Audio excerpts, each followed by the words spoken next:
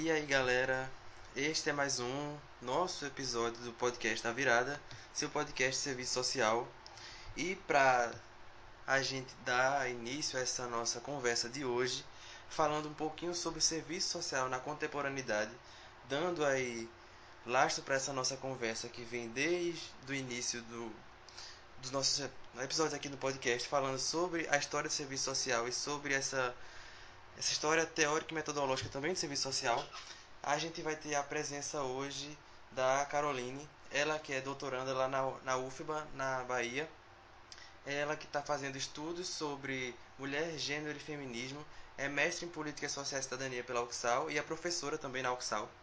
Então eu agradeço muito a presença aqui hoje de Carol. E para a gente dar início, eu vou começar a falar um pouquinho sobre esses passos que a gente já vem trabalhando aqui, que vem desse lastro da renovação do serviço social no Brasil.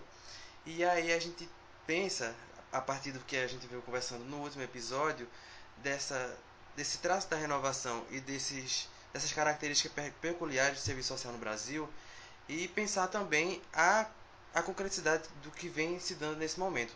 Então, a realidade e a conjuntura do final da década de 80 e início dos anos 90 é um retrato de um Brasil que vem lutando, né, contra a ditadura, por direitos já, por mais democracia e por fazer uma democracia melhor no Brasil, por direitos sociais, por políticas públicas e enfim, tudo aquilo que a gente já conversou também no último episódio.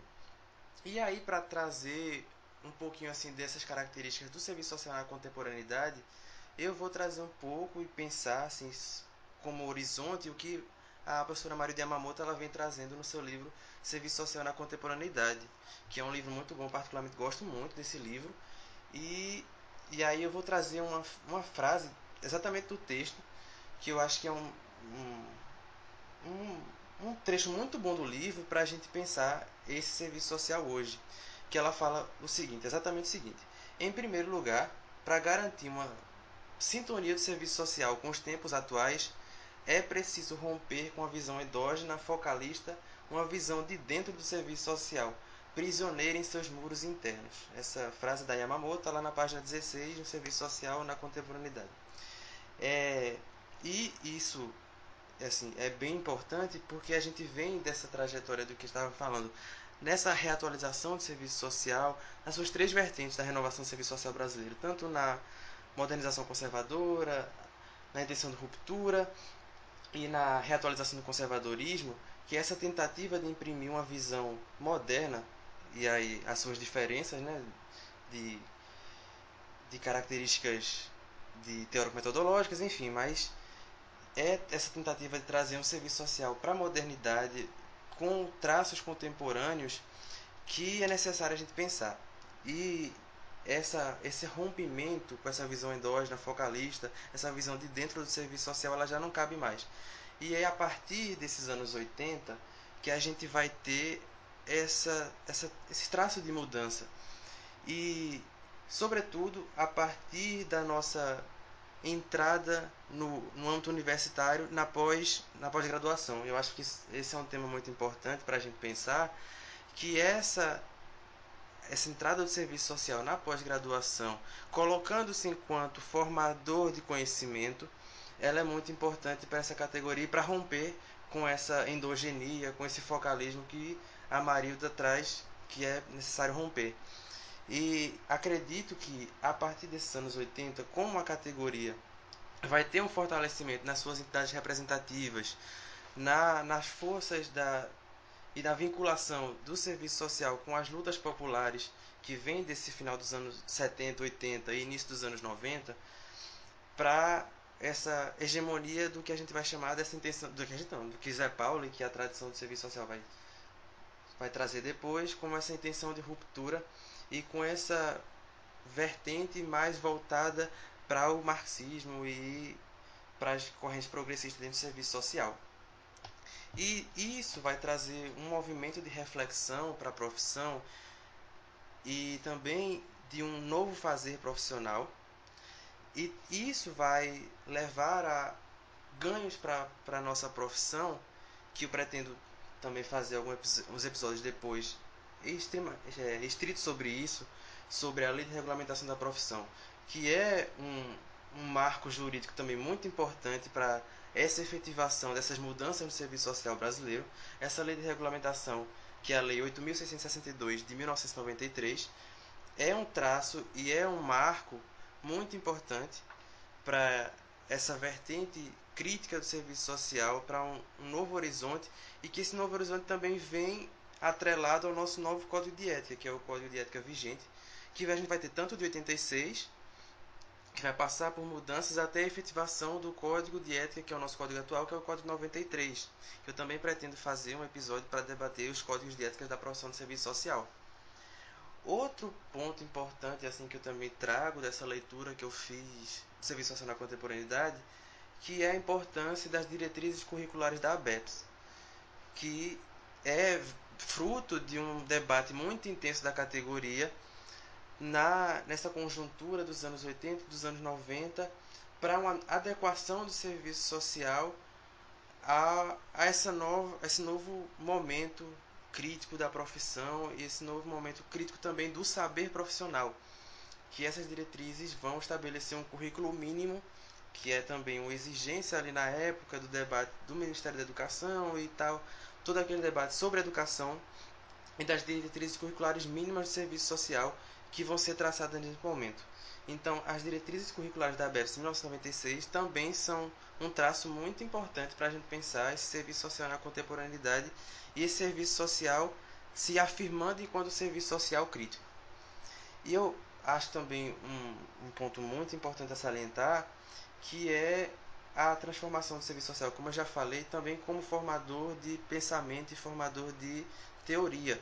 E esse acúmulo teórico que vai se formar a partir dos anos 70, mas sobretudo anos 80 e 90, com o fortalecimento da pós-graduação, é esse acúmulo da teoria crítica que vai surgir por diversos autores e autoras de muito gabarito nessa cena do serviço social. Então a gente tem a Yamamoto, que sai em 82 com o livro Relações Sociais e Serviços Sociais no Brasil. A gente tem os livros do Zé Paulo Neto, tanto Capitalismo Monopolista e Serviço Social, quanto Ditadura e Serviço Social, que são extremamente importantes para a gente pensar e analisar tanto o Brasil quanto a própria estrutura do serviço social inserido nessas relações sociais e como expressão dessas relações sociais. A gente vai ter também a Yasbeck, o Faleiros, a Esposati, a Martinelli, Ana Elizabeth Mota e todo esse arcabouço teórico-metodológico e essa teoria crítica que vai se aprofundar nos anos 80 e nos anos 90 é fruto desse protagonismo na pós-graduação e dessa colocação como produtora de conhecimento. E aí alguns desafios também vão ser colocados nessa nova visão de serviço social. E eu acho importante a gente salientar isso, e aí eu vou trazer outra fala diretamente do texto da professora Yamamoto, que eu acho também fantástico, porque ela fala que um dos maiores desafios nesse momento para o assistente social, esse assistente social que vive nesse presente, é desenvolver sua capacidade de decifrar a realidade e construir propostas de trabalhos criativas e capazes de preservar e efetivar direito a partir de demandas emergentes no cotidiano. Enfim, ser um profissional propositivo e não só executivo.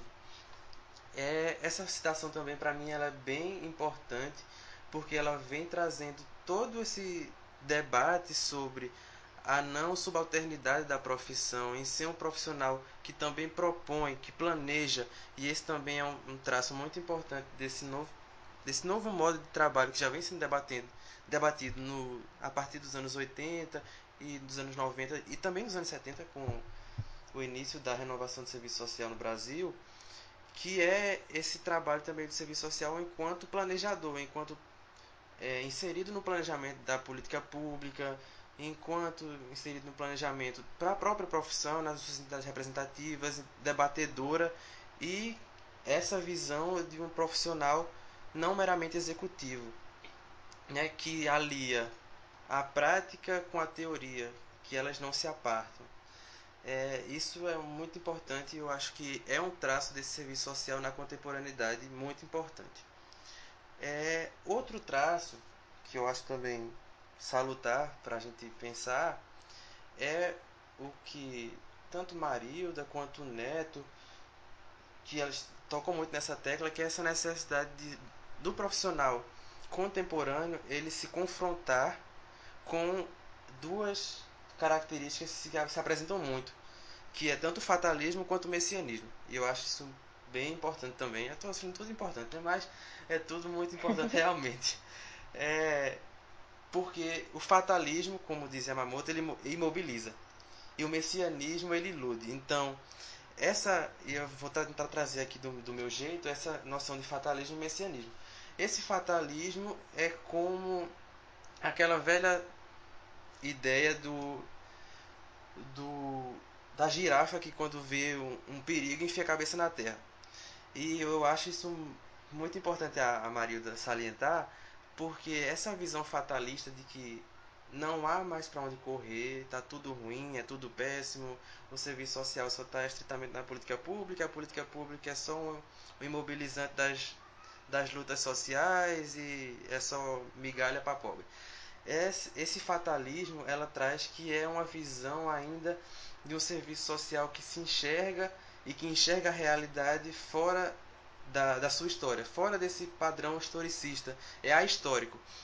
Não enxerga uma visão de futuro e de mudança e que imobiliza a profissão nesse executismo de tarefas e ser uma profissão executora terminal de tarefas. E esse fatalismo ele deve ser combatido, tal qual o messianismo, que é essa ideia que eu acho muito boa, e eu gosto muito da definição de Neto sobre messianismo, que se não estiver errado está no Ditador do Serviço Social, que ele fala dessa vocação e às vezes de uma ideia puritana do assistente social enquanto super-herói, que é a gente vai mudar a sociedade sozinho, a partir do trabalho do assistente social tudo vai mudar.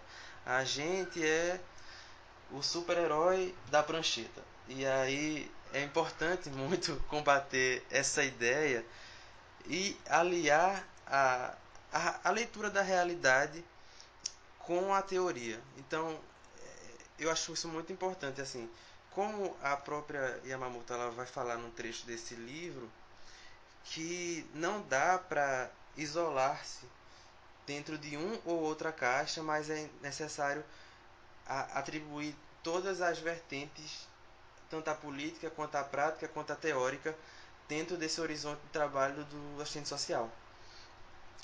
Que a gente tem que ter essa integração das dimensões, tanto a técnica operativa, quanto a ético-política e a teórico-metodológica. É importante reafirmar esse espaço de integração dessas práticas. Não pensar em horizontes diferenciados, em suas caixinhas. Ah, não, então eu só vou focar na prática, eu sou assistente social, então só a prática me interessa. Ou, não, eu sou assistente social, mas eu quero ser pesquisador, só a pesquisa me interessa. É necessário articular, e ela fala muito bem nesse livro. Eu indico esse livro para todo mundo. Assim, é muito importante a gente ler e atuar com esse horizonte em mente. E outra coisa também que eu acho bem interessante nesse livro é uma análise que ela faz de que o assistente social ele tem que observar o movimento do real. É muito interessante porque ela traz uma ideia de que se a institucionalização da profissão ela vai se dar a partir das novas relações entre capital e trabalho, com a intervenção do Estado por meio das políticas sociais, e dentro dessa conjuntura dessas relações sociais é que o serviço social vai se institucionalizar, né, como um interventor ali nas expressões da questão social. É também necessário na contemporaneidade a gente observar o mesmo movimento, que hoje em dia se dá para um movimento contrário. A gente está num momento de conjuntura adversa, em que há uma intensa, intensa transformação do Estado, com essas políticas neoliberais de cunho de corte, privatista, Então, é necessário observar que na contemporaneidade há um movimento de retração das políticas sociais, de reestruturação produtiva, que também são indicativos que vão rebater no serviço social e na prática profissional.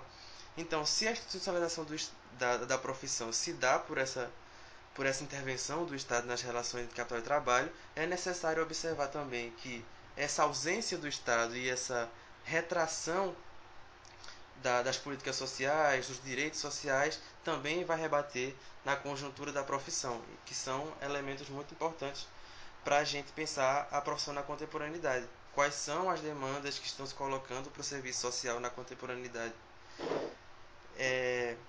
E por último, assim, só para fechar essa minha fala inicial, é importante também uma coisa que a Marília fala, e eu vou trazer e bater nessa tecla, que é a necessidade da pesquisa.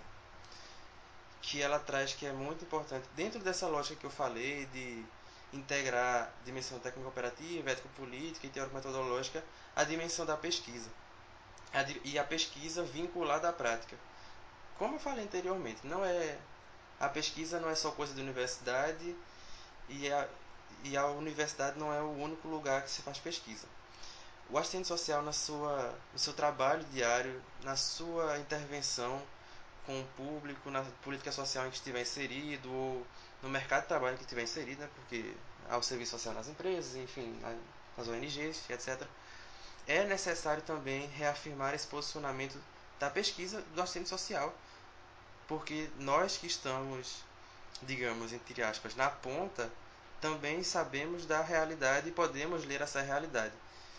Mas para isso também é necessário, como eu até estava vendo ontem um vídeo do professor José Paulo Neto, sentar a bunda na cadeira também, estudar e refletir para aliar, como eu já falei, essa teoria e prática. Então, eu acho que esses são traços importantes para a gente iniciar a reflexão sobre o que é o serviço social na contemporaneidade e qual é a importância desse profissional assalariado nessa conjuntura da sociedade brasileira. E é isso, assim, eu trouxe essa abertura para a Carol e passo a palavra agora para ela e no final a gente troca umas conversas aqui Mais maior. ideias. Ok, Antônio. Então, parabéns pela sua sistematização, viu? Quero, em princípio, agradecer a possibilidade de estar aqui contigo para a gente fazer esse diálogo, né? Você estava falando e eu aqui pensando, de fato, são muitas coisas, né? E aí, enquanto você falava, eu ia sinalizando algumas outras questões, né? Vamos ver se a gente consegue, pelo menos, acho que é sinalizar mesmo, né? A palavra, dar pistas para que a gente possa fazer outras discussões, né? E ampliar essa discussão, porque não vai se esgotar aqui, até porque é uma discussão que, como você já disse, vem de longo tempo e muitas questões passam por aí, né? Mas, sem dúvida, pensar um serviço social na contemporaneidade, entendendo que essa contemporaneidade tem algumas pessoas que até fazem alguns questionamentos, né? A gente tem uma cabeça, infelizmente, ainda vinculada a uma modernidade cartesiana, né? Me dá uma data precisa, não necessariamente é isso que a gente está falando, né? Mas de uma temporalidade que vai se iniciar e trazer outros traços para pensar a nossa profissão, né? E aí, no nosso caso, a gente talvez não consiga dar uma data mais precisa, mas como você disse, que eu concordo plenamente, tem a ver um pouco com aquele momento em que a gente impulsionou esse movimento de renovação, né, ou esse movimento de reconceituação no campo do serviço social, ou de reconceptualização no campo do serviço social latino-americano, né? Talvez seja um pouco a partir daí, que vai se estender até hoje. Acredito que talvez nos últimos 20 anos, né? A gente já está na segunda década dos anos 2000, os desafios só vêm se incentivando, se acirrando, na verdade, né? Mas isso não é de hoje. É também lá, já há algum tempo, e você trouxe algumas pessoas que nos ajudam também a pensar nisso. E como o próprio Paulo Neto traz em alguns momentos, pensar a partir de uma realidade materialista dialética nos exige um investimento na construção histórica, né, desse pensar. Então, nos últimos anos, eu fiz algumas... Eu sou professora desde 2008 e algumas questões começaram a impulsionar muito, a me impulsionar e me inquietar, sobretudo para as investidas que a gente passou a viver, investidas contrárias à defesa do próprio serviço social, investidas contrárias à defesa do processo de formação do serviço social, investidas contrárias às nossas diretrizes que foram suadas. E ao nosso projeto ético-político, você trouxe algumas legislações que nos ajudam a efetivar esse projeto ético-político, as diretrizes, a lei de regulamentação e o código de ética. Que massa que você vai fazer outras discussões sobre essas questões. Mas foram investidas que estão vinculadas a uma conjuntura. Nós não estamos em uma bolha, né? E você já trouxe isso também. Nós estamos inseridas e inseridos em um cenário, e o serviço social está inserido nesse cenário que vai trazer uma série de desafios contemporâneos à nossa população. É impossível dizer que a pandemia trouxe uma crise. O que a gente tem, na verdade, são traços de uma crise que já se instala também desde aquele momento que a gente começava a dizer preciso rever o serviço social, desde a década de 70, né? E aí me recordo muito de Elaine Berg quando ela vai dizer, inclusive, o nosso processo de regulação social vai ser tardio. Porque no Brasil a gente vai ter a Constituição Federal apenas em 88, quando o mundo já era neoliberal. Mas a gente vai falar disso mais um pouquinho lá na frente. Então, assim, mudanças mais significativas do ponto de vista neoliberal, inclusive, e conjuntural, vão acontecer no cenário brasileiro em finais da década de 80 e início da década de 90. Então, as lutas e forças sociais conseguiram garantir a Constituição Federal, não a que a gente queria, até porque é uma Constituição que reforça o seu padrão capitalista, que se afirma como o seu padrão que vai defender a propriedade privada. Não era bem isso que a gente queria, mas eu entendo que era o que era possível naquele momento, né? E como depois disso a gente começou a pensar em avanços, e qualquer avanço que a gente for pensar agora para mexer nas nossas legislações garantidas no final da década de 80 e início da década de 90, é muito perigoso, porque pensar em melhorar o Estatuto da Criança e do Adolescente, vem lá uma força contrária e diz, a gente precisa mexer sim, mas é para redução da maioridade penal. Não é isso que a gente quer, é o contrário, né? Então, enfim, depois dos anos 90, que já foi o contexto de grande investimento neoliberal, que ainda assim a gente conseguiu garantir Constituição Federal, Estatuto da Criança e do Adolescente, Lei Orgânica da Saúde, Lei Orgânica da Assistência e os seus sistemas que vão regular, né, como o Sistema Único de Saúde, o Sistema Único da Assistência Social. A gente vai ter um investimento perverso no que outros autores e autoras, e aí eu já falei dela aqui, Elaine Berg, por exemplo, vai chamar de barbárie, né? E um cenário contra-reformista que, claro, vai repercutir diretamente na gente. Então, eu tenho algumas companheiras, né, vinculadas aos movimentos sociais que vão dizer assim, a gente, nessa conjuntura, não tem uma semana de sossego. Porque quando a gente pensa em comemorar algo, e antes de entrar nessa conversa aqui, eu dizia para Antônio, a gente precisa, sim, comemorar que as vacinas começaram, mas, ao mesmo tempo, a gente respira e diz, mas para poucas pessoas, né? Nem o grupo prioritário que está na linha de frente do combate à Covid vai ter condição todo de ficar imune. Como isso é cruel, né? Como é cruel para a gente, realidade brasileira, pensar nisso. E assim, ao mesmo tempo que a gente comemora que os primeiros idosos e idosas e profissionais de saúde começaram a receber, a gente precisa lutar para que essa garantia chegue, inclusive, lá nas crianças. Não apenas para os grupos, né, que estão correndo mais riscos, mas para aquelas pessoas que também estão fora desse risco. É isso. Esse é o cenário, né? E é esse cenário que que nós, do serviço social, e aí eu tenho colegas e amigas também de outras profissões, e são profissões críticas, sim. Se elas estiverem ouvindo, elas vão ver que eu falei bem delas. Mas eu ouso dizer que nenhuma profissão tem um projeto profissional que afronta essa sociabilidade capitalista, colonial, racista, machista, sexista e homofóbica como o projeto do serviço social. Porque o nosso projeto profissional, ele não diz assim, construir uma nova sociedade. Não, a gente escreve no nosso código de ética, construir uma nova sociabilidade contrária a tudo isso que eu digo. E quando a gente percebe que alguns desses traços, eu fico arrepiada falando, deixou de estar escrito, a gente vai lá e escreve. Então, é a única profissão que a gente não coloca em uma moção de repúdio, não. A gente coloca lá no Código de Ética, né? É a única profissão que ousa fazer essa afirmação. E as nossas diretrizes, que por muitos anos caminhou como currículo mínimo, é importante que se diga, a gente não queria só diretrizes, a gente queria um currículo fechado que fosse mínimo para fazer essa discussão mais ok, né? Caminhamos para diretrizes e a gente está brigando para que essas diretrizes curriculares elas sejam efetivadas. E o que é muito difícil, Antônio, porque a gente, até o início da década de 60, se a gente for pensar em 65 como mais ou menos o marco da discussão desse movimento de reconceituação, até o início da década de 60, nós tínhamos no Brasil todo apenas 28 instituições de ensino que tinham curso de serviço social, né? 28 unidades de formação acadêmica. Em 1959, a gente tinha 28 unidades de formação acadêmica. Eu estava olhando hoje, Bahia e Pernambuco, só Bahia e Pernambuco, tem 154 instituições.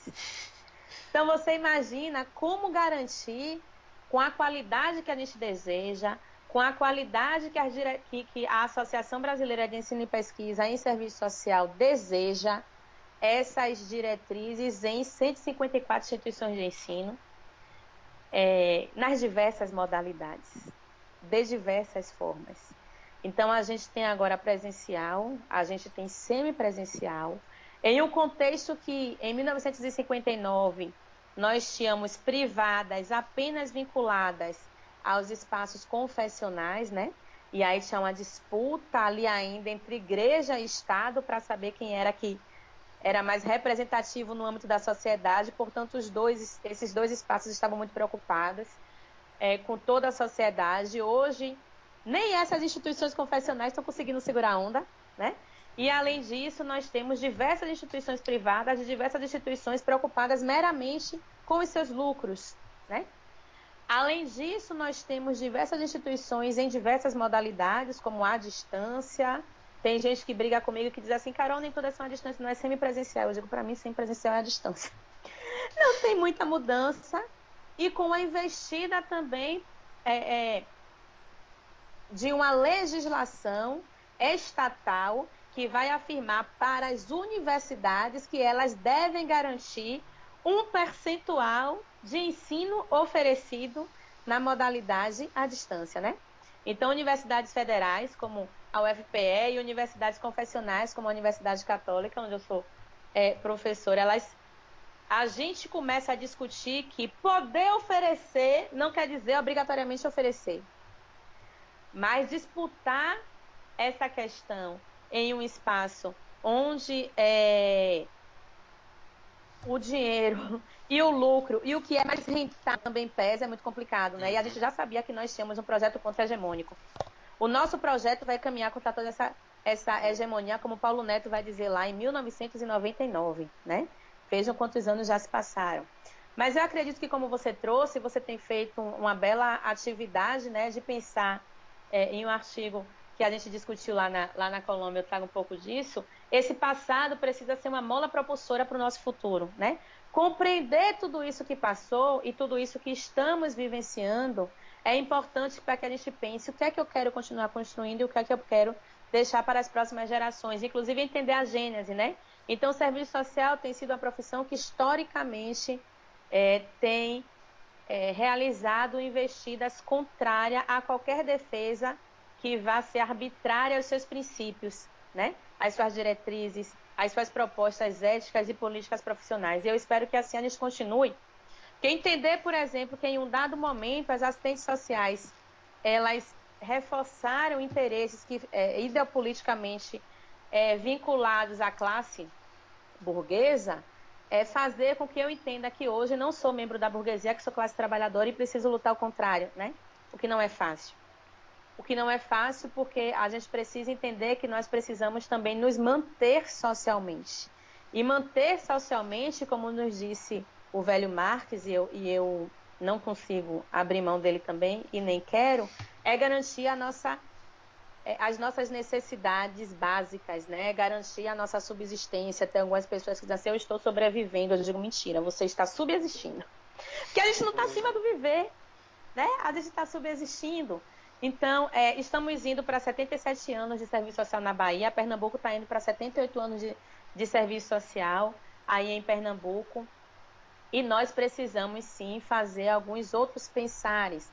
Todas essas pessoas que eu sinalizei aqui, por exemplo, são pessoas que trazem uma discussão que é extremamente cara no âmbito do serviço social, e como você disse, são textos maravilhosos e que a gente não consegue abrir mão deles, e não precisamos, né?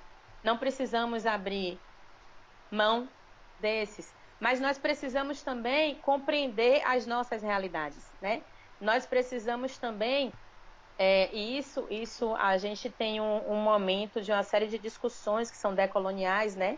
Que tentam sair dessa colonialidade, e eu penso que decolonialidade é isso, não é abrir mão da crítica, né? Já dei um spoiler aqui, não é abrir mão de Marx, porque eu não abro mão dele. Você me apresentou, disse que eu discuto, né, a situação de mulheres, então você imagina quantos olhos tortos e brigas em alguns momentos as minhas amigas feministas fazem para mim, porque eu digo assim, ó, é muito difícil que eu deixei de referenciar algumas autoras, eu disse assim, essa tá com recalque. Essa teoria marxista não é possível, porque eu não consigo, eu entendo, e nesse sentido, para mim é extremamente compreensível que Marx, lá em 1880, ele fosse mencionar sobre mim, uma mulher negra brasileira, né, latino-americana, nordestina, baiana. Não, ele não ia. Agora, eu preciso sinalizar essas questões, inclusive sinalizar alguns equívocos dele, né? Aqui Marx foi machista, aqui Marx vacilou, aqui Marx deixou de pensar na realidade de outros continentes, como África, né, as Américas, enfim. Isso é importante sinalizar. Mas é ele que me dá regra e compasso para pensar, inclusive, nisso. A sociedade é dialética. E a partir dessa dialética é que eu preciso entender que o que minhas colegas e o que as autoras no campo do serviço social construíram até 80 foi o que elas podiam fazer ali, né? Alguns autores, inclusive, que hoje a gente deixa até de citar. Não vou mencionar aqui, né, porque está sendo gravado, mas depois eu falo pessoalmente só para você, né? Mas outros que a gente não abre mão. Então a gente já falou aqui de Marilda, já falou aqui, né, de outras pessoas, e outros que começam a fazer essa discussão. A própria Elaine tem feito uma série de discussões no combate, na defesa dos direitos humanos, né? Por exemplo, que até pouco tempo era uma discussão muito difícil, que algumas nordestinas protagonizaram, inclusive, mas eu vou falar delas daqui a pouco. Então, assim, nós temos um momento de alto índice de desemprego, de pauperização, de diversos processos que vão chegar no próprio serviço social. Então, eu concluí o curso de serviço social em 2005, eu já tinha pelo menos 2 empregos em vista, né? Eu fui para o interior da Bahia, o interior perto da minha casa, porque eu sou de Salvador. Logo depois eu fui chamada em um concurso público que eu tinha feito. Eu colei grau, no outro dia me ligaram, eu dormindo ainda, ressaqueada, para me dizer que tinha saído a lista de aprovação do concurso, que meu nome estava lá. Não está mais assim. Mas não está mais assim porque quando eu concluí o meu curso, eu tinha apenas 2 instituições de ensino que formavam assistentes sociais, né? Aqui na Bahia. Hoje eu tenho 86 instituições de ensino que formam assistentes sociais. Não tenho dúvidas também que esse cenário de vulnerabilidades, de pauperização, de barbárie aciona diversos assistentes sociais, só que a gente não caminhou da mesma forma, né? E também não é para caminhar, não estou defendendo aqui o acirramento da barbárie, muito pelo contrário. Mas, infelizmente, o nosso traço histórico ainda nos faz ser profissionais que serão esses capazes de reduzir os conflitos e buscar o ajustamento social, que foi uma crítica muito bacana que você fez, né? É preciso que a gente entenda que essas pessoas estão nos auxiliando para isso, nos chamando para isso, mas é preciso que a gente tenha a compreensão de que outros componentes filosóficos nos conformam, de que outros componentes éticos formam esse profissional de serviço social, de que outras possibilidades podem orientar a nossa conduta. Então, fomos assim em um dado passado e a gente entende por que é que foi assim, mas hoje estamos caminhando para outras perspectivas, né? E é assim que a gente precisa, o que não é fácil, o que não é fácil também. Então, a universidade, a entender essa universidade como o substantivo feminino que traz o universal. Como o espaço desse todo, ela precisa também ser percebida a partir de uma perspectiva não colonial, né? Então, a gente conversava também dizendo o quanto que é difícil para pessoas que estão no âmbito da universidade. Eu não vou dizer para você que em um dado momento eu não tenho reproduzido, como professora, assim, falas como essa, a partir de ser mulher, a partir de ser negra, a partir de ser uma pessoa que veio da periferia, em um dado momento, não hoje mais, tá? Mas lá em 2008, quando eu comecei a ministrar aula, lá se vão 12 anos, né, 13 anos, não vou dizer para você que eu não disse em algum momento, se você está na universidade é porque você optou e você agora precisa priorizar a universidade. Olha que cruel. O quanto que é cruel isso? Como é que a gente pede para que uma pessoa, né, ser humano, ser humaninha, priorize a universidade se ela tem que, muitas vezes, trabalhar para arcar com os custos da universidade? Eu era estudante, ponto, da classe trabalhadora, no máximo estágio remunerado que ajudava a pagar minhas xerox, mas se eu tivesse qualquer dificuldade, meu pai e minha mãe garantiam isso. A nossa realidade é outra, né? São homens e mulheres, chefes de família, chefas de família que precisam arcar com a xerox, com o livro que não tem uma biblioteca, pedir emprestado, enfim, com a alimentação, que sai de casa às 6 da manhã, vai para a universidade e volta às 23 horas, né? Como é que a gente diz isso? Não é possível que essa universidade, que deveria ser universal, continue caminhando dessa forma, né? E coloque a universidade como prioridade. Não, a universidade ela precisa, de fato, acolher e trazer essas diversas pessoas para dentro da universidade. A gente não pode reproduzir o que a elite brasileira tem tentado fazer hoje e os últimos ministros da educação têm reproduzido. A afirmação de que a universidade é apenas para uma elite. Não. A universidade precisa ser para todos, né? Porque essa universidade é o espaço da crítica, da construção, da reconstrução, e do espaço onde diversas mentes críticas e brilhantes precisam aparecer, né? Infelizmente, uma série de questões, e aí mais recentemente tem investido essa universidade, inclusive a universidade pública. Eu já falei, hoje é um contexto de barbárie, né? Porque o contexto neoliberal vai se acirrar. Em algum momento já foi neodesenvolvimentista, hoje nem mais isso. Ele é ultraconservador, né? E com traços, sim, fascistas. E eu tenho plena convicção de que o fascismo é um crime, que a gente precisa ter cuidado quando diz que a pessoa cometeu um crime. Mas ele tem traços, sim, fascistas, e não tenho medo de dizer isso, e que vai reproduzir das humanidades, né? E a nossa profissão continua lutando contra isso, e precisa continuar lutando contra isso, mas sem ilusão. E aí, massa foi o que você disse, né?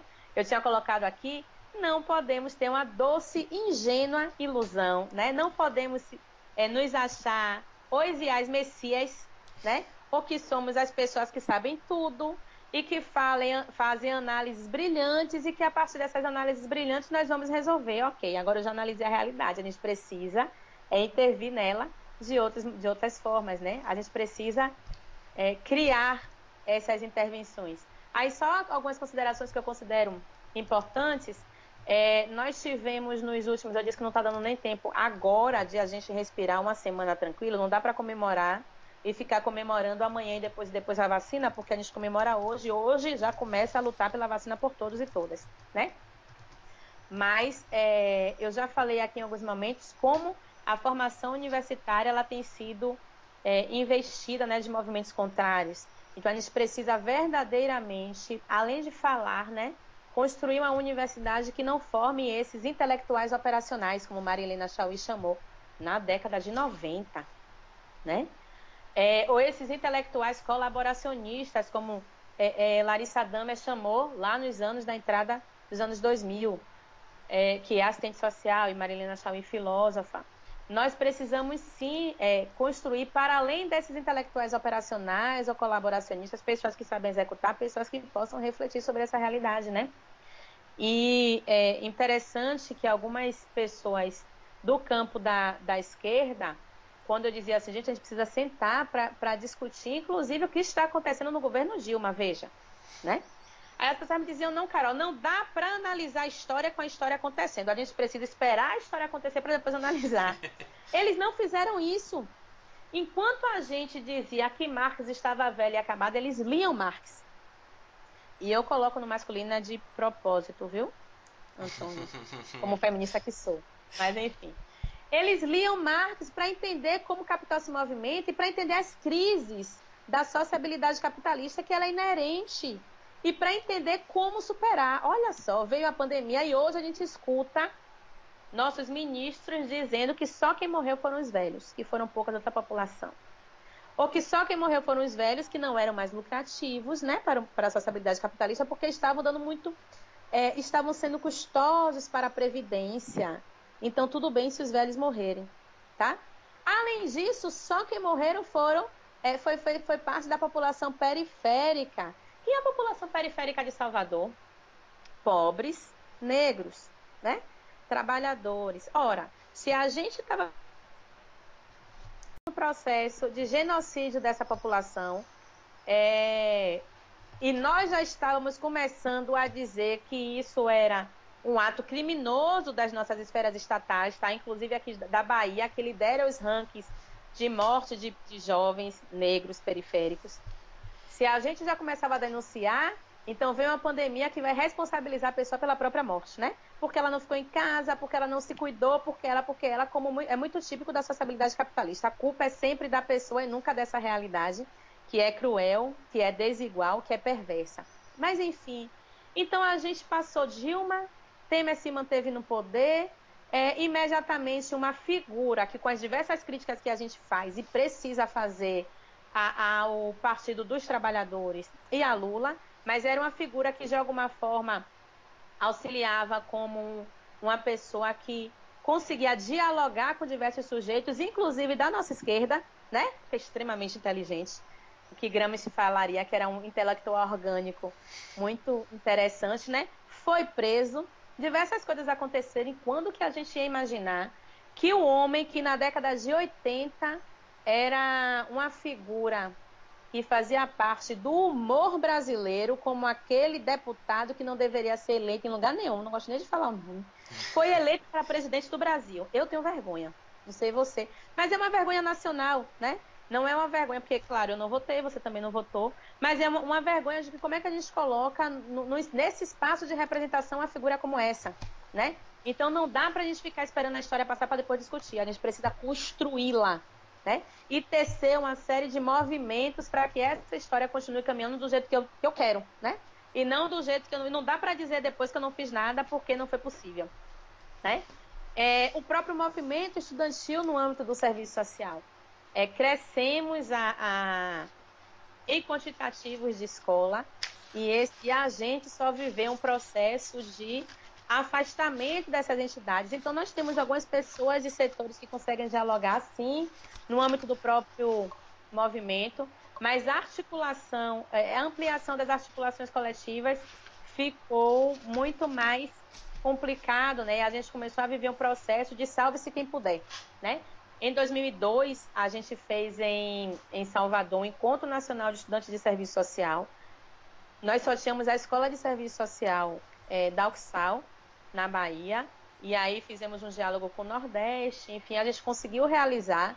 Foram mais de 2.200 estudantes aqui na Católica, foi a sede, foi lá no campus da federação onde nós estávamos, e a gente teria o mesmo Enéas aqui, acho que 2016.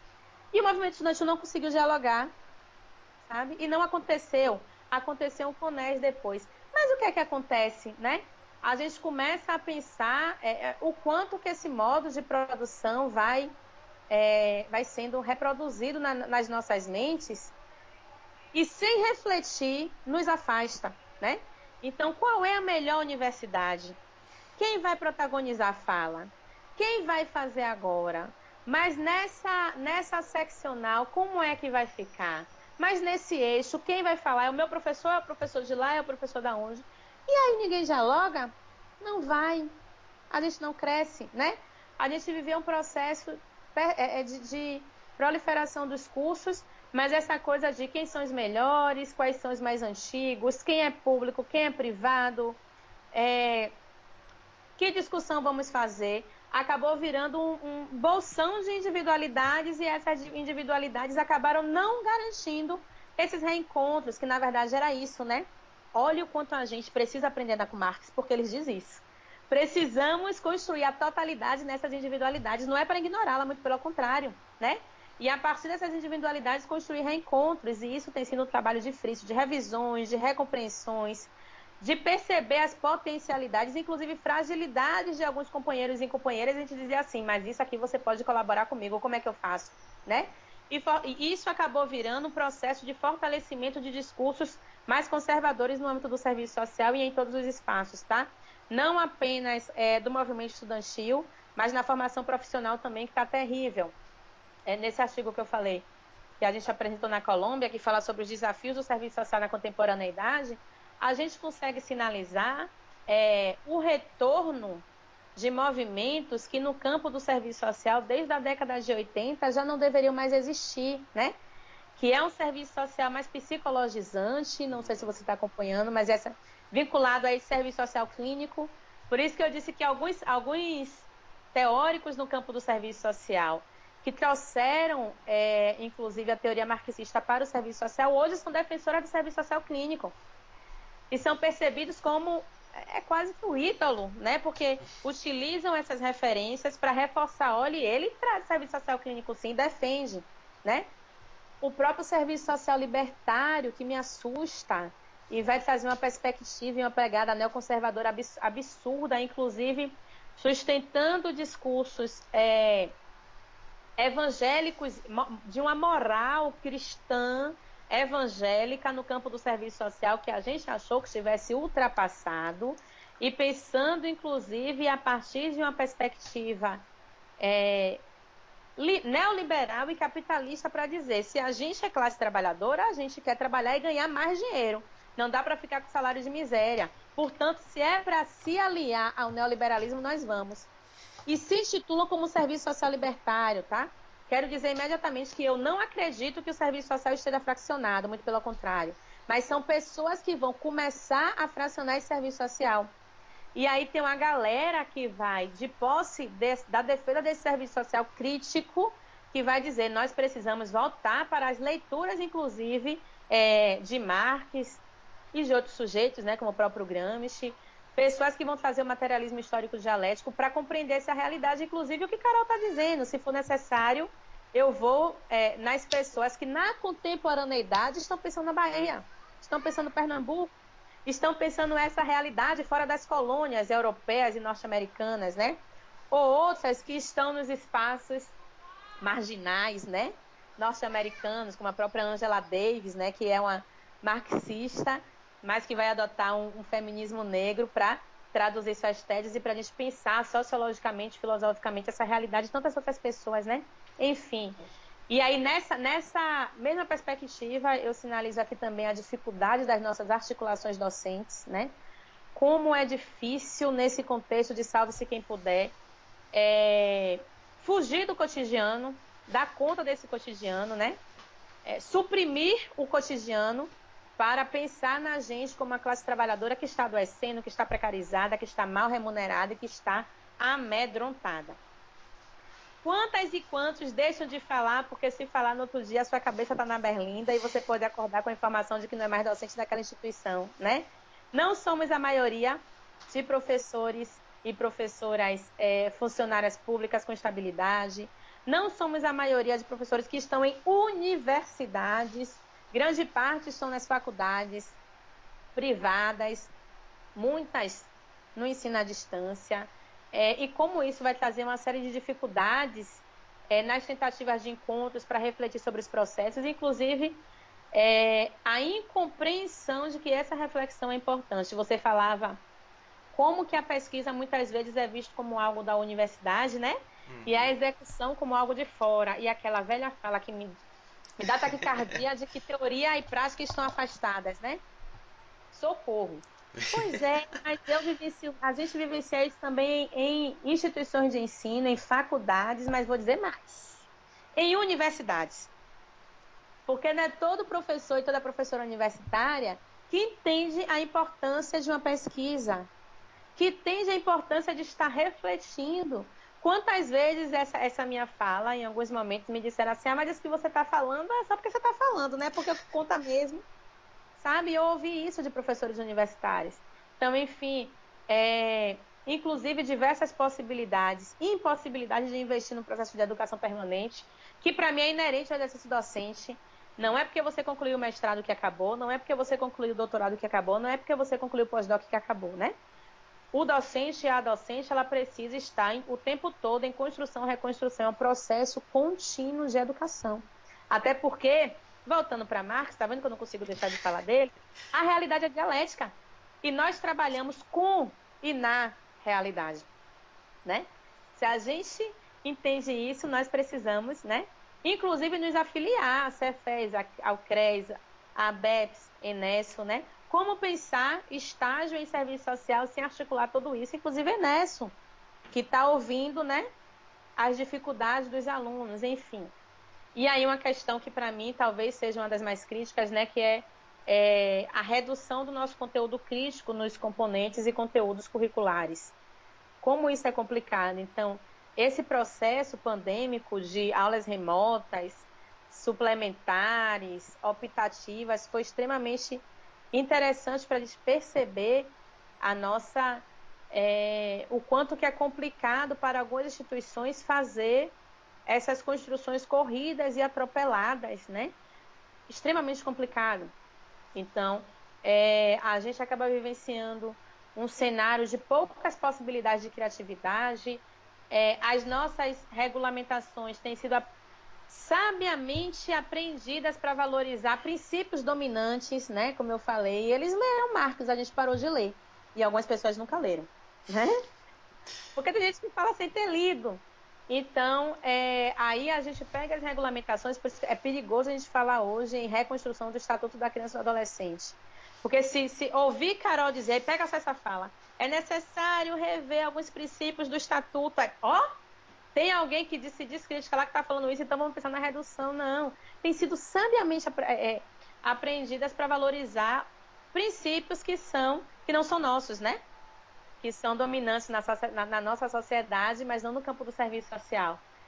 O nosso projeto ele caminha em uma perspectiva que é contra-hegemônica, e muitas pessoas já falaram disso, né? Você mencionou algumas. O próprio Paulo Neto, Lúcia Barroco, Cristina Brites, Mione Salles, Marildo Yamamoto, Elaine Berg, tantas pessoas, desde a década de 90. Mas eu gosto também de falar de diversos outros discursos que mais recentemente, especialmente a partir dos anos 2000, e aí talvez tenha sido pela investida no campo da pós-graduação, né?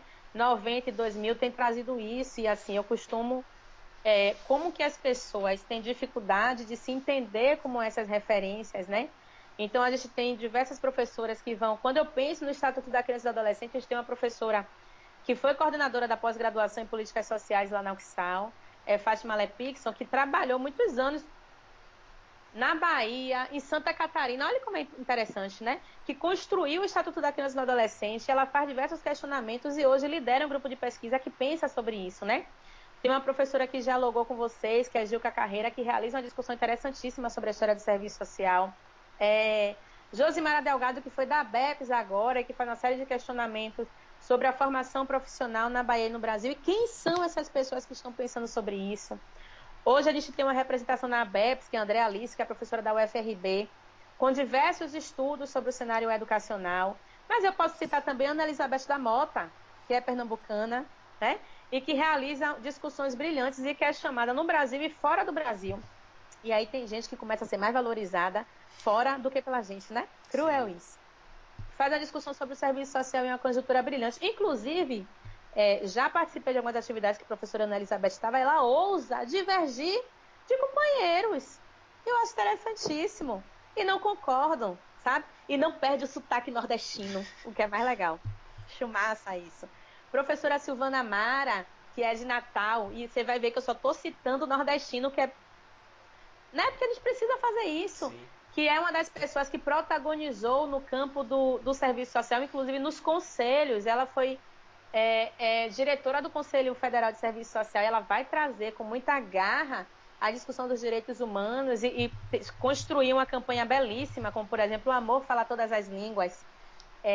Ela estava lá nessa construção e vai pensar os direitos humanos e os diversos sujeitos sem ignorar a totalidade. Me recordo que quando eu comecei a meter o pau no pós-modernismo, ela fazia assim, calma, Carol, não joga o menino, né, a criança com a banheira. Eu digo, mas é efêmero, é diferente. Ela fazer assim, mas o que é que a gente está chamando de pós-modernismo? Porque se for uma perspectiva crítica, a gente vai dialogar. Se for uma perspectiva conservadora, eu não quero nem ver. E é por aí que a gente precisa caminhar, a gente não dá para ignorar a totalidade, né? Além de uma série de outras pessoas, Samia Rodrigues, que discute movimento estudantil, né? Márcia Tavares tem discutido gênero aqui na UFBA. Josiane Soares, que foi presidente do Cefes recentemente, a própria Elizabeth Borges, que hoje está como presidente do Cefes, Mirla Cisne, e tantas outras nordestinas que têm se debruçado para pensar a formação profissional, mas que no âmbito nacional a gente ainda tende a invisibilizar. E é isso que eu chamo um pouco dessa nossa cultura colonial, né? E eu estou falando nossa porque são dois nordestinos aqui, né? Discutindo como que a gente reforça sempre o sul e o sudeste, porque no nosso país também está estratificado assim, infelizmente, né? Sul e sudeste com todas as prioridades, inclusive acadêmicas, né? A verba para produção está prioritariamente lá, norte e nordeste menos. Mas quanta gente boa que a gente tem, né? Então, para mim é importantíssimo falar um pouco dessa visibilidade, até porque essas pessoas vêm há algum tempo dizendo para esse serviço social contemporâneo que nós precisamos acordar. Não dá para continuar realizando um discurso da década de 80 com estudantes e profissionais dos anos 2000, 2010, 2020. É preciso fazer dessa academia um espaço verdadeiramente público. E aí, seja universidade pública ou privada, eu acredito que a universidade é um espaço do público. É um espaço que precisa ser aberto, né? É um espaço que precisa ser de diversos sujeitos. E não é só uma questão de porque é público ou é privado, não. A gente pode pensar, não, cara, é porque no Norte e no Nordeste estão a maioria das universidades públicas, né? Não é só por conta disso, não. Porque a gente tem uma série de professoras também que estão nos espaços privados desses espaços, como a PUC São Paulo dá show.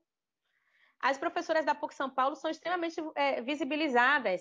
A exemplo da professora Raquel Raicheles, Carmelite Asbeck, enfim. A gente precisa ter cuidado com essas reproduções e valorizar também o nosso. E aí, para ir finalizando, né, eu tenho algumas certezas. Uma delas é a de que o serviço social crítico é um serviço social que vigora na atualidade, é o serviço social que luta, mas que tem disputado espaços com outras possibilidades de se fazer serviço social, e que se a gente não partir para o diálogo com esses sujeitos, né, estudando mais, se debruçando mais, observando muito mais referências que estão próximas da gente, a gente corre sérios riscos, né? Então é preciso dialogar, inclusive com os estudantes que estão vindo desses espaços e que entram na universidade com o interesse apenas de ter uma alteração financeira no final lá no seu contra-cheque, né? Ou no final do seu curso. A gente não quer assistentes sociais morrendo de fome. Não é isso que a gente quer. Mas a gente quer continuar compondo assistentes sociais que tenham a possibilidade de não morrer de fome, mas continuar fazendo a crítica reflexiva, né? Não se restringindo à técnica, como a gente já falou, né? Como eu falei, como você falou, mas que possam planejar, né? Que possam ir para além desses sujeitos que estão na execução. E com certeza, isolados, a gente não vai fazer isso, né? Então tem esse desafio, né, de manter esse serviço social clínico frente a todas essas outras possibilidades, manter esse serviço social crítico frente a todas essas outras possibilidades e aí brigas que a gente vai ter com o próprio serviço social clínico, que é assim que estão se intitulando, o CEPES já disse que não existe, com esse serviço social libertário, porque é assim que eles estão se intitulando, mas a gente precisa fazer isso com outros sujeitos, né? Com os movimentos sociais, com as diversas forças, né, e sujeitos que estão nas lutas sociais, porque isolados nós seremos neutralizados, né? Não dá para ficar isolado, não dá para continuar se achando que somos os melhores, né? Não dá para continuar se achando Messias, mas não dá também para enfiar a cabeça no buraco, como a girafa, e achar que nada vai fazer. Essa articulação coletiva é importante e eu tenho a certeza que a construção histórica, ética, política e teórica metodológica do serviço social já mostrou que é possível, né? Vivemos hoje um serviço social maduro, um serviço social que sabe o que quer, que caminha contrária a uma série de forças que nós não queremos. Não é tarefa fácil, é muito cansativo, é exaustivo, é adoecedor. Muitas vezes não é valorado, a gente sabe disso, essas disputas, mas eu acredito que nós estamos construindo que quem faz essa história somos nós, mulheres, homens, a partir das nossas intenções, e isso também é a parte de Marx, tá? São pessoas que as nossas intenções vão possibilitar a construção de uma sociedade, um serviço social, né, e uma sociedade que nós defendemos, né? Então, essas articulações precisam ser coletivas, precisam ser como a gente está fazendo aqui agora, interinstitucional, precisa ser com serviço social e psicologia, que eu já disse que elas brigam comigo, mas a gente dialoga para avançar, precisa ser com sociologia, precisa ser com filosofia, com diversas outras parcerias, porque eu acredito que, assim como diz o velho Marx, de nada vai adiantar se a gente ficar só falando. O que a gente precisa agora é colocar no nosso cotidiano, nas palavras dele, né? Colocar em prática. Acho que é isso por enquanto.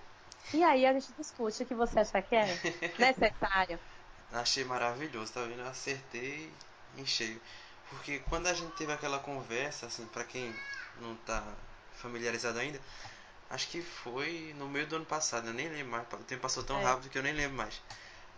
Que a gente fez a gente aqui da UFPE, com o professor Adilson e com você e com a Gil, que a gente fez uma espécie de aula online, assim, um eventozinho online, para discutir um pouquinho sobre serviço social na Bahia, serviço social em Pernambuco.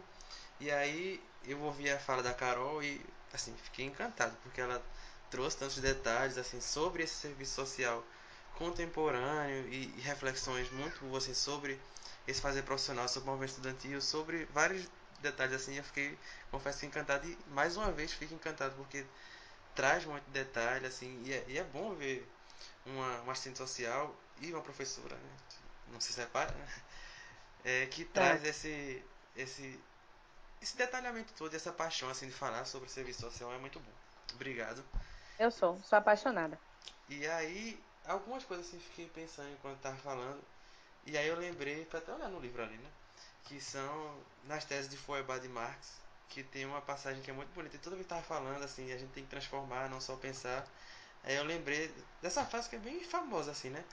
Que Marx fala que até agora os filósofos se preocuparam em interpretar o mundo de várias formas. O que importa é transformá-lo. E aí toda vez que estava Perfeito. falando, eu estava lembrando dessa frase, fui até olhar ali para ver se eu falava errado. E é muito disso mesmo, a gente tem que pensar, mas tem que pensar para transformar. Não adianta ficar pensando e ficar como um sábio da mata, assim. Só pensa e fica sentado.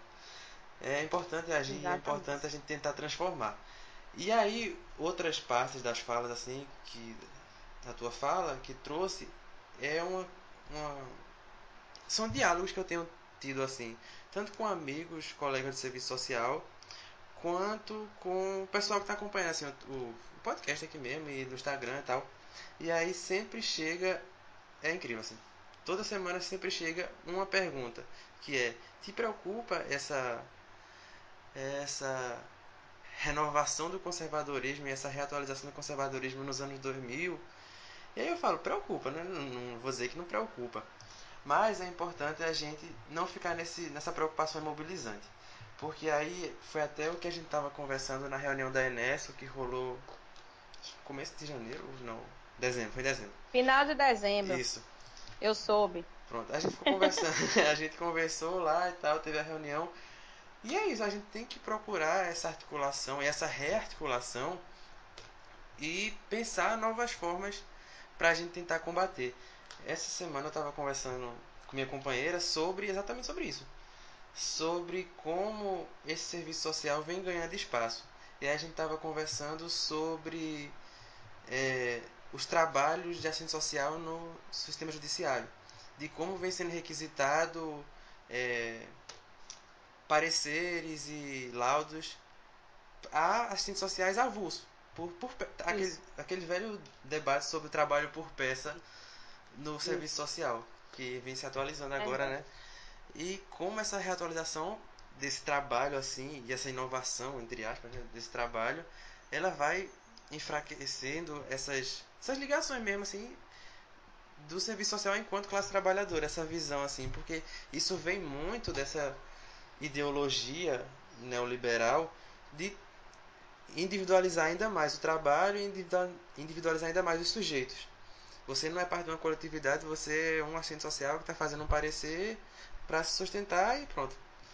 E aí são essas coisas assim que também são importantes pontuar e pra gente pensar, e aí eu vou querer te ouvir um pouquinho, mas também colocar outra coisa assim que até esqueci de falar, que são dois pontos que eu acho também que são importantes lembrar, que um foi de uma lei que eu esqueci de falar, foi uma luta muito importante assim dos assistentes sociais, das assistentes sociais, que foi a lei das 30 horas, né, que foi em 2010, é bem recente isso, e que quando a gente entra já no serviço social, que a gente vê, não, o assistente social só trabalha 30 horas, a gente pensa que é uma conquista da década de 80 também, mas é uma coisa bem recente.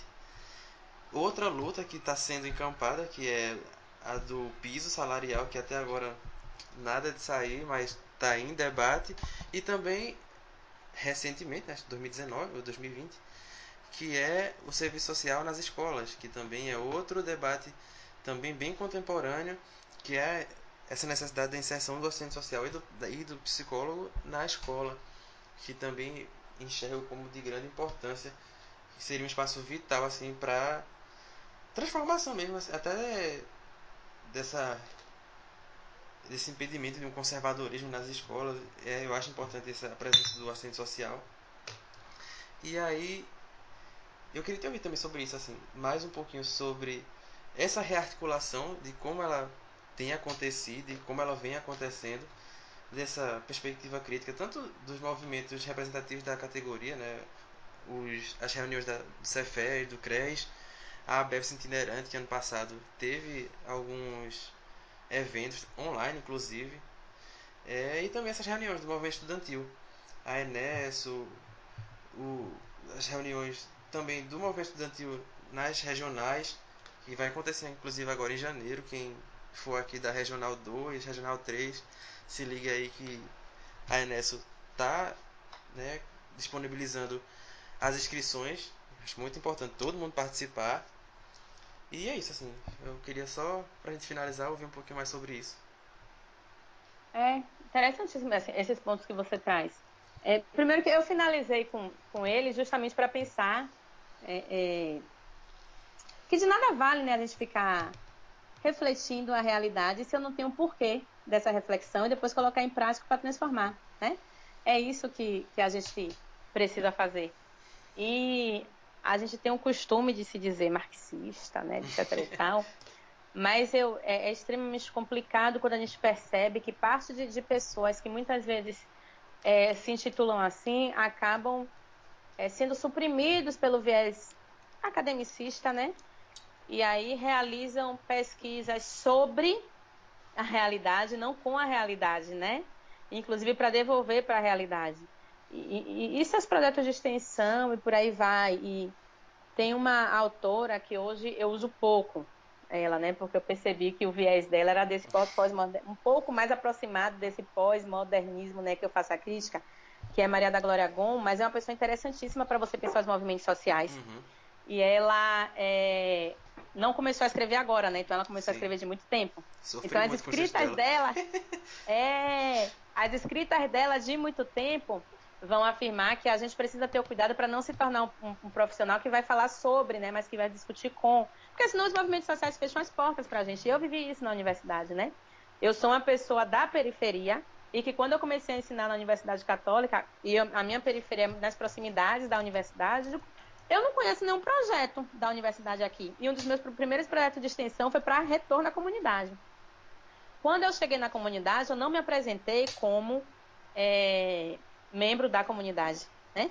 Me apresentei como uma pessoa que vinha da universidade, levei os alunos, a gente queria desenvolver uma atividade, enfim, muito bacana. E os olhos, não sei se pode. Quando eu percebi aquilo, eu voltei, eu digo, eu li Maria da Glória Gomes, pelo amor de Deus, né? Vamos devagar. E aí que eu disse que eu era da federação, de tal local, que não era aquela rua, mas era outra rua, que eles conheciam, que conhecia fulano daquela rua, que minha tia morava naquela rua, e que eu não entendia porque a universidade não tinha um projeto maior de extensão ali. E aí eles e elas começaram a dizer, mas Carol, vieram aqui, colheram informações e nunca mais voltaram. Vieram aqui, disseram que era uma pesquisa e nunca mais voltaram. Entende? Uhum. Que a gente não seja essas pessoas, né? Fazer só de Se objeto, nós né? estamos... Perfeito. São sujeitos, não são objetos. Esse é o termo. É isso mesmo. E se a gente, de fato, está assumindo essa perspectiva crítica, a gente não vai fazer isso. Porque se a gente faz, não é. Nós estamos caminhando para essa reatualização do conservadorismo que você criticou e perguntaram a você se você não tem preocupação. Claro que tem, né? Assim como eu tenho.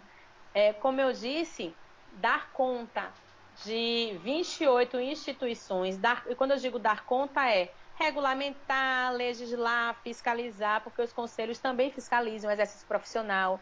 Então, o Conselho Federal de Serviço Social não vai fiscalizar a Universidade Católica, mas vai fiscalizar o exercício da assistente social Caroline Ramos, na Universidade Católica, né? Dar conta dessa situação com 28 no Brasil é uma coisa. Dar conta dessa situação com 154 em 2 estados é totalmente diferente, né? Eu não tive condições de contabilizar todos, mas no próximo encontro eu te mando. De todo o Brasil, nós temos diversas instituições, né? Então, é extremamente complicado e é claro que nos preocupa, porque a gente sabe que a formação, né, tem caminhado de diversas formas. A gente começou a avançar, mas eu já peguei em uma dessas revisões que a gente estava fazendo na Universidade Católica, quando a gente vai fazer revisão de matriz, revisão de projeto político-pedagógico, a gente vai dando uma olhada em outras escolas de referência. A gente tem uma universidade que é católica, todas as universidades católicas têm pelo menos um conteúdo que é teologia. Precisa ter. Aí a gente pede que essa pessoa, minha filha fica aqui me olhando, que ela começa a gritar quando eu me empolgo. Pede que essa pessoa que vai ministrar esse conteúdo seja um profissional crítico. Então, a gente conseguiu trazer para o campo de serviço social um frei que discutia a teologia africana, ó que show. E no conteúdo dele, brigava no curso de teologia porque tinha que ter teologia indígena. Ó. Aí o outro que veio também para o serviço social para dar aula de teologia queria ir de batina para as manifestações. Eu digo, olha, eles precisam que o Papa não tire a sua batina. Então você vai como civil normal, mas estava lá tirando foto, postando. Então a gente tenta trazer essas pessoas. Mas não são todos que conseguem isso, né? E aí, em uma dessas confessionárias, a gente pegou as 6 teologia 1, teologia e teologia. Pra quê? Sabe? E é de uma universidade das mais críticas, que a gente viu que não necessariamente é. Fora um clamor que se tem agora, e assim, eu costumo dizer, as alunas, né, da universidade que são evangélicas e críticas, eu digo, por favor, se manifestem, falem, utilizem esse espaço e o outro lá, né, no culto, aí tem umas que formam grupo de mulheres, grupo de crianças, aí eu fico arrepiada de novo, que eu acho massa. Fale, mas eu já tive uma galera que olhou para mim e falou assim, Carol, você já leu a Bíblia já, meu bem? Mas você sabe que Deus diz que homem é para mulher, que mulher é para homem, que essa coisa de homossexualismo, eu digo, olha, vamos corrigir aí? Não é doença, tá? Então não é ismo, é idade, homossexualidade. Tá? Quer que tem? Não é coisa de Deus, não. Eu digo, olha, eu vou te dizer uma pessoa que era homossexual e que hoje eu brigo com ele em memória porque ele se permitiu morrer muito cedo, porque ele morreu muito cedo, que é Renato Russo. Você conhece as músicas de Renato Russo? Extremamente críticas, todas realizadas a partir de um conteúdo bíblico. E aí ele fala de amor, ele fala de seres humanos, a partir da Bíblia. Então a Bíblia é um dos instrumentos mais importantes para a gente pensar história do mundo, se eu olho por esse viés. Mas para tutelar tá difícil. Enfim, então sim, e aí você pega um discurso que te acolhe, né? Contrário do que o Carol traz. Claro que quando eu falo com ela, eu falo com uma doçura para tentar acolher também, tá, Antônio? Não fala assim. Mas aí ela vai entender que ela tá ali no serviço social para catequizar, sim. Que ela tá ali no serviço social para ganhar o dinheiro dela, sim, para reforçar. A gente, o que é ver assistentes sociais defendendo o presidente hoje? Dói, né? Dói na alma. Dói na alma. Mas a gente tem. Porque, como diria Paulo Neto, o nosso projeto é um projeto que acolheu a pluralidade e nem todo mundo sabe que pluralidade é diferente de ecletismo. Sim. Mas a gente resiste, viu? A gente resiste. Então, enquanto a gente tem essa preocupação com a reatualização do conservadorismo, eu tenho a certeza de que um serviço social crítico vigora, está aí, né? E a gente luta com ele para ele. Sim, essa questão do jurídico é extremamente complicado, né? A gente sabe que um dos espaços que melhor remunera a assistente social hoje É o previdenciário e o judiciário, né? São os dois espaços. E a gente tem, a gente pegou, eu fui do Conselho Regional de Serviço Social aqui na Bahia nos anos de 2007 e 2011. Mas eu sou novinha, costumo brincar assim, eu sou novinha. E aí a gente já tinha uma briga com os juízes e juízas, porque no nosso código de ética tem um momento lá que afirma que a assistente social é responsável pela emissão de pareceres sociais quando for acionado pelo sistema judiciário. E aí eles começaram a fazer isso em regime de solicitação voluntária. E a gente entende que esse voluntariado, na normalidade de qualquer situação, não deve existir, porque nós somos trabalhadores, né? E devemos ser remunerados, e bem remunerados preferencialmente, pelo exercício das nossas ações profissionais, né? E a gente começou a discutir. Não teve muito sucesso com os juízes, com alguns sim, que eram de uma postura mais crítica, com outros não. A gente fez o diálogo com os assistentes sociais. Toda vez que você não se negue, algumas não se negavam porque tinham interesse em ter uma experiência. Mas a gente dizia, prioritariamente se negue, porque a partir do momento que você se nega, vai se criar uma necessidade de fazer um concurso, né, de uma seleção, porque a necessidade existe. E hoje é bom que se diga que nesse tempo de pandemia a tendência é aumentar a necessidade de assistentes sociais, inclusive nos próximos anos, tá? E aí elas começaram, mas se negue com fundamento. Vai, afirme que você não pode porque está sobrecarregado em casa. Afirme que você não pode porque tem outro exercício, tem outro trabalho. Afirme, porque a gente tinha assistente social que apenas assinava e não ia. Aí ela assumia que tinha assinado e que não estava indo, né? Então a gente começou a fazer isso, os assistentes sociais começaram a fazer isso. O que foi que o judiciário fez? Começou a contratar por peça, como você trouxe. Então é R$ 100 um laudo, R$ 100 um parecer, 120, 150, enfim. E a gente não abre concurso. Então a ideia é que agora a gente também fortaleça essa discussão. Todas as pessoas, né, e alunas recém-formadas que me ligam felizes dizendo que conseguiram esse espaço de trabalho, eu digo que massa que você vai botar pão na mesa. Porque é isso, não dá para julgar. Não sou eu a pessoa que vai julgar o próximo ou a próxima de mim para dizer não faça, a não ser que eu coloque ela na minha casa e diga que vai ficar sendo alimentada, ela e toda a família dela, né? Até que ela consiga um emprego do jeito que eu defendo. Vou defender concurso público no sistema judiciário. Se ele ou ela me ligar, eu vou dizer parabéns. Mas você está refletindo que é uma superexploração do trabalho, não é? Que espaços de trabalho não estão sendo abertos como concursado, efetivo, etc, etc, por conta, não tá. Agora, essa é uma luta coletiva, né? A gente precisa realizar isso no coletivo, não dá para realizar individualmente com aquele colega ou aquela colega que está garantindo um pão dentro de casa, né? Não dá para fazer isso. Se eu fizesse isso, eu não seria marxista. As lutas são várias. Eu estava lá, eu estava em Brasília, em 2010, representando uma das representantes do Conselho Federal, foi no CBAS. Eu acho que foi a primeira vez que eu vi Maria de Yamamoto descendo do salto. Ela gritou, que ela pulou. Bia Abramides era que é uma professora antiga no serviço social, né? Acho que ela foi professora de Marilda e ela puxava gritos de guerra. A gente fica... Foi um dia assim, talvez um dos dias mais expressivos dessa participação do movimento do serviço social, né, que eu tenha vivenciado. E eu fico dizendo, né, tem uma ex-professora que hoje é minha colega lá, que ela sempre fica dizendo que você é novinha, mas tu tem chão, viu? Eu digo, gente, eu tava lá em 2010 carregando bandeira do CRES Bahia, tem foto, muito massa. E foi uma luta que não se encerrou lá e não se encerrou após 11 anos, né? Porque a gente tem uma série de sujeitos e de instituições, de empregadores de assistentes sociais que continuam contratando para mais horas, encontrando brechas na legislação, né? É uma legislação nacional, precisa de um decreto estadual ou um decreto municipal, mas as 10 horas excedentes são 10 horas de acréscimos que a gente coloca como uma gratificação por incentivo de desempenho, como é o caso aqui da Bahia, e uma série de outras informações. Então, a luta continua, né? É árdua, é dura, assim como do piso salarial. Estou me recordando aqui que é do piso salarial, acho que foi 2007. Eu também era CRES. E a primeira relatora dessa legislação, do piso salarial na Câmara dos Deputados foi Alice Portugal, que é deputada baiana.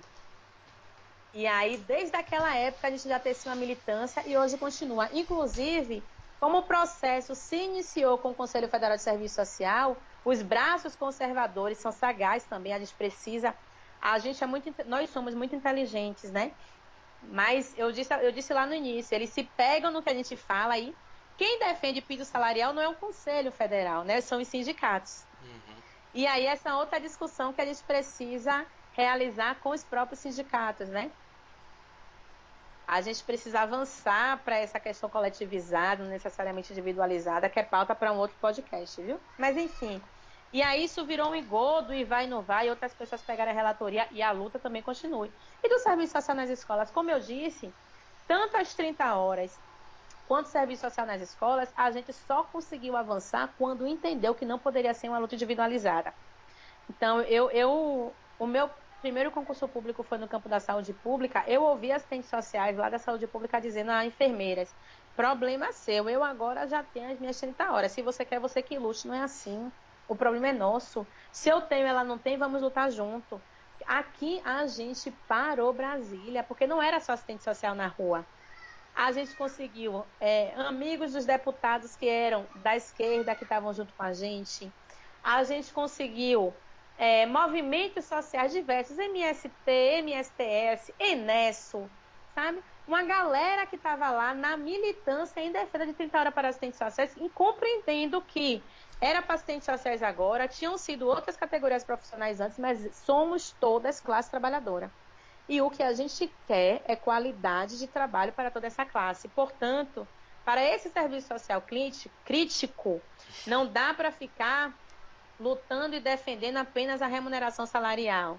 A gente precisa lutar postos de trabalho, dignidade para toda a classe trabalhadora. Nós somos apenas uma das categorias que está dentro dessa classe trabalhadora. Senão, de novo, a gente está apenas falando, né, que leu Marx, mas construindo um engodo, porque ele disse lá no manifesto, em primeiras linhas, trabalhadores do mundo todo unidos. Não dá para unir agora para fazer a revolução no imediato, e eu tenho plena convicção disso, as últimas eleições mostraram isso. Não estamos preparados para a revolução, né? Mas a gente precisa caminhar. E esse caminho a gente pode fazer com a articulação nas lutas que podem ser menores inicialmente, pensando no devir, né? Muito Uhum. mais interessante para a gente. Acho que é isso. Eu, mais uma vez, agradeço muito. Eu acho que eu vou encerrar por aqui, porque senão vai ficar muito longo. E aí o pessoal vai ficar triste de ouvir tudo de uma vez só. Obrigada. A gente poderia passar aqui, acho que mais umas 3 horas conversando, que ia sair pano pra manga, É, né? Mas eu vou agradecer muito, assim, muito, Carol, pela eu sua que agradeço. disponibilidade de tempo. Um dos intuitos do podcast, quando eu pensei em criar, foi exatamente esse: a gente divulgar e defender a teoria crítica e fazer pensar esse nosso lugar enquanto classe trabalhadora e enquanto defensores críticos mesmo do serviço social brasileiro e de uma nova sociabilidade. Então agradeço muito, assim, foi para mim foi maravilhoso. Acho que todo mundo vai gostar de ouvir esse podcast. Eu espero que todo mundo goste. E eu falo para todo mundo que estiver ouvindo, sigam aí nosso Instagram, divulgue o podcast também para mais gente, para a gente divulgar e disseminar essas ideias de um novo um serviço social pujante, crítico. E é isso aí, agradeço, Carol, muito obrigado e agradeço a todo mundo que ouviu até esse Obrigada, pedaço. Antônio. Eu que agradeço a você. Então é isso, ficamos aqui, até o nosso próximo episódio, valeu! Até mais.